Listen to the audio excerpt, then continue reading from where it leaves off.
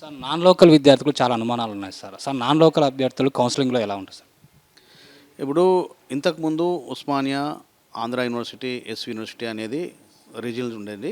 ఇప్పుడు తెలంగాణ 10 ఏళ్ల తర్వాత ఫార్మేషన్ తర్వాత ఎవరి అడ్మిషన్స్ వాళ్ళే చేసుకుంటున్నారు కాబట్టి ఆంధ్రప్రదేశ్ వాళ్ళే చేసుకుంటున్నారు. మన తెలంగాణ వాళ్ళు మనం చేసుకుంటాం కాబట్టి జీవో నెంబర్ 15 గవర్నమెంట్ ఇష్యూ చేసింది. దాని ప్రకారం ఏమైందంటే ఇప్పుడు ఎంటైర్ తెలంగాణ అనేది ఉస్మానియా యూనివర్సిటీ రీజియన్ కింద పరిగణించబడుతుంది.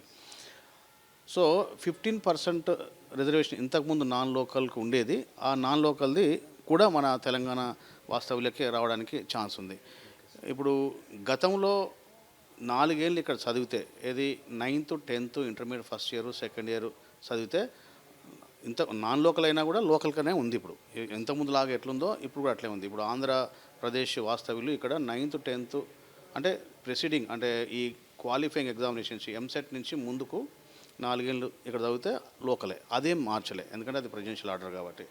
సో ఈ 15% కూడా ఒక స్పౌజో ఫాదరో తర్వాత పిల్లలు ఇక్కడ 10 ఏళ్ళు చదివితే వాళ్ళు కూడా లోకల్ అయిపోతున్నారు.